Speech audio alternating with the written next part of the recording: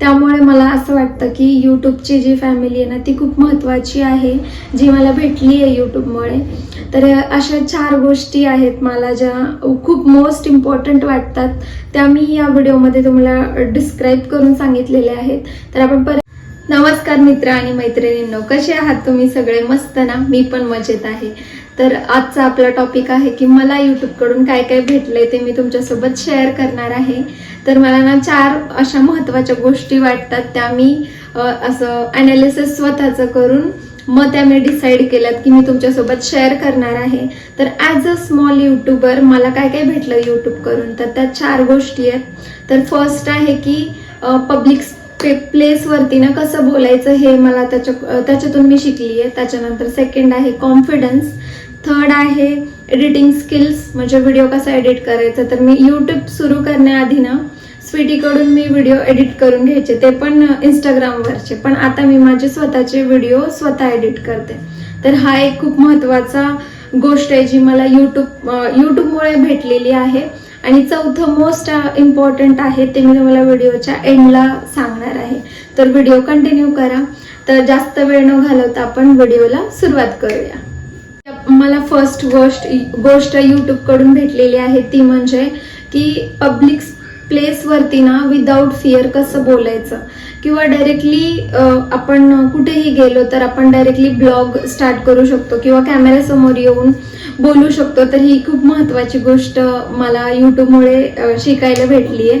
आणि त्याच्यामुळे माझी पर्सनॅलिटी आहे ना ती डेव्हलपमेंट झाली आहे. तर आधी ना जेव्हा मी स्टार्टिंगला ऑफिसमध्ये सुद्धा जायचे ना, तर माझ्या टीममेट सोबत वगैरे बोलण्यासाठी मला खूप प्रॉब्लेम्स व्हायचे, कारण खूप एकटं राहायची सवय होती आधी. आणि अचानक असं ऑफिसमध्ये जेव्हा गेल्यानंतर सगळ्यांशी बोलायला लागायचं ना, तर मला खूप भीती वाटायची, किंवा काय बोलावं कसं बोलावं हे पण सुचत नव्हतं. तर ह्या सगळ्या गोष्टींवरती ना मला पर्याय भेटलेला आहे इथे. म्हणजे कॅमेऱ्यासमोर जसं आपण बोलू शकतो तसंच मग नवीन माणसांशी जाऊन सुद्धा डायरेक्टली बोलू शकतो. तर हा खूप महत्त्वाचा बदल माझ्यामध्ये यूट्यूबमुळे झालेला आहे असं मला वाटतं. तर हा फर्स्ट पॉइंट आहे. आणि त्याच्यामुळे माझी पर्सनॅलिटी जी डेव्हलपमेंट असते ना आपली ती पण झालेली आहे खूप छान. आणि सेकंड पॉइंट आहे कॉन्फिडन्स. तर मी कॉन्फिडन्सबद्दल का तुम्हाला जास्त सांगतेय, कारण की कॉन्फिडन्स मला का भेटला याच्यामधून, किंवा माझी कॉन्फिडन्सची लेवल आहे ना ती खूप वाढली आहे याच्यामुळे. तर माझा जर का तुम्ही फर्स्ट व्हिडिओ बघितला यूट्यूबमधला, तर त्याची लिंक तर मी डिस्क्रिप्शनमध्ये देते, तुम्ही नक्की जाऊन बघा. तर तो व्हिडिओ आहे ना मी एक जे स्क्रिप्ट असतं ना तसं मी ते लिहिलं होतं आणि एक लाईन बोलले होते मी कॅमेऱ्यासमोर, नाही का, एकदा बघायचं मग बोलायचं, एकदा बघायचं मग बोलायचं. आणि मग मी त्याला ना असं नंतर तो व्हिडिओ एकदम जॉईंट करून तो अपलोड केलेला आहे. आणि तो हार्डली फक्त 2च मिनिटाचा व्हिडिओ, तुम्ही बघितला तर तुम्हाला समजेल. तरी सुद्धा 2 मिनिटाच्या व्हिडिओसाठी मला खूप टेन्शन आलं होतं, नाही का, कसं बोलायचं कॅमेऱ्यासमोर. आणि म्हणजे नाही का असं फील व्हायचं की हा आपल्याला कोणीतरी बघणार आहे, मग कसं वाटेल. तर ह्या सगळ्या गोष्टी होत्या. तरी पण मी तो फर्स्ट ब्लॉग केलेला आहे. आणि तुम्ही जर आत्ताचे लेटेस्ट ब्लॉग बघितले तर त्याच्यामध्ये खूप फरक आहे, म्हणजे फर्स्ट ब्लॉग आणि लास्ट ब्लॉग. तर याच्यामधून तुम्हाला समजेल की माझी कॉन्फिडन्स लेवल आहे ना ती खूप वाढली आहे याच्यामध्ये. आणि हा एक खूप छान बदल आहे माझ्या मते, आणि याचा मला फायदा झालेला आहे यूट्यूबमुळे. आणि त्याच्यानंतर आहे एडिटिंग स्किल्स. तर एडिटिंग स्किल्सचं जसं मी आधी सांगितलं की माझे इंस्टाग्रामचे जे व्हिडिओज होते ना आधी यूट्यूब स्टार्ट करण्याच्या आधीचे, तर ते सुद्धा मी ना स्वीटीकडून एडिट करून घ्यायचे आणि मग ते अपलोड करायचे, कारण मला तेव्हा काही येतच नव्हतं त्याच्यातलं, किंवा आपल्याला ते करायचंच नाही, त्याच्यामुळे मी ते शिकतच नव्हते ऑब्व्हियसली. तर मग मी एडिटिंग स्किल्स आहेत ना हळूहळू शिकून घेतल्यात की कशा प्रकारे आपण चांगला यूट्यूबचा व्हिडिओ किंवा रील शॉर्ट्स आपण एडिट करू शकतो, हे सगळं शिकून घेतलेलं आहे. तर आणि मला असं वाटतं की कोणतीही गोष्ट आपण शिकलेली असते ना ती कधीच वाया जात नाही, आणि स्किल्स तर कधीच वाया जात नाही आणि कोणतेच नाही. ते मग एडिटिंगचे असू दे किंवा ड्रॉइंगचे असू दे, किंवा तुम्ही काही शिकतोय आपण, ते सुद्धा जर का शिकलेलं असेल ना आपण, तर ते कधीच वाया जात नाही, कधी ना कधी त्याचा उपयोग होतोच. आणि मला याचा खूप अनुभव आहे. तर हे एडिटिंग स्किल्सबद्दल झालं. त्याच्यानंतर फोर्थ जे आहे ते आहे म्हणजे मी तुम्हाला सांगितलं होतं की मी व्हिडिओच्या एंडला सांगणार आहे.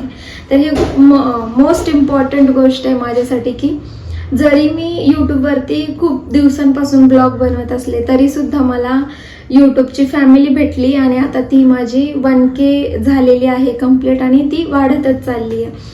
तर फोर्थ जो पॉईंट आहे तो आहे यूट्यूबची फॅमिली माझी, तर ती मला भेटलेली आहे.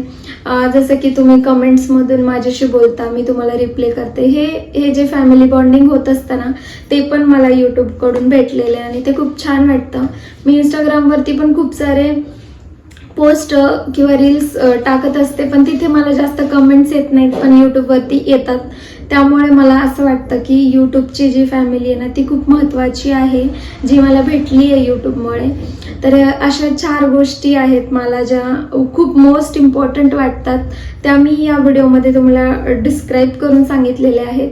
तर आपण परत एकदा मी तुम्हाला सांगते की मला फर्स्ट म्हणजे पब्लिक प्लेसवरती ना कसं बोलायचं हे यूट्यूबच्या माध्यमातून जास्त मला त्याची हे झाली आहे, म्हणजे समजलंय कसं करायचं. त्यानंतर आहे सेकंड कॉन्फिडन्स, थर्ड आहे एडिटिंग स्किल्स आणि फोर्थ म्हणजे तुम्ही सगळे. तर तुम्ही सगळे पण खूप इम्पॉर्टंट आहे याच्यामध्ये. तर या 4 गोष्टी मला यूट्यूबकडून भेटलेल्या आहेत. तर मला असं वाटलं की याच्यावरती एक ब्लॉग असायला हवा. तर स्मॉल यूट्यूबर असून सुद्धा नाही का सगळ्यांना असं वाटतं की पैसेच भेटले पाहिजे यूट्यूबकडून, तर तसं काही नाही आहे. आपल्याला खूप काही गोष्टी शिकायला भेटतात आपण एखादी गोष्ट करत असेल तर. त्यामुळे ॲज अ स्मॉल यूट्यूबर मला असं वाटतं की या 4 गोष्टी खूप महत्त्वाच्या आहेत ज्या मला यूट्यूबकडून भेटलेल्या आहेत. तर तुम्हाला या 4 गोष्टींमधलं काय काय आवडतंय काय नाही आवडत आहे ते मला कमेंट्समधून नक्की सांगा. आणि मी कमेंट्सची खूप वाट पण बघत असते. आणि त्याचबरोबर चॅनलवरती कोणी नवीन असेल तर चॅनलला सबस्क्राईब, शेअर आणि लाईक करायला विसरू नका. तर आणि ते शेजारी जे बेल आयकन असतं ना ते सुद्धा क्लिक करा, म्हणजे माझे रोजचे जे अपडेट्स आहेत ना ते तुमच्यापर्यंत पहिल्यांदा पोहोचतील. तर याच नोटवरती आपण ब्लॉगला एंड करूया. आणि नवीन कोणता टॉपिक पाहिजे ते पण मला कमेंट्समधून नक्की कळू द्या. तर आत्तासाठी बाय बाय.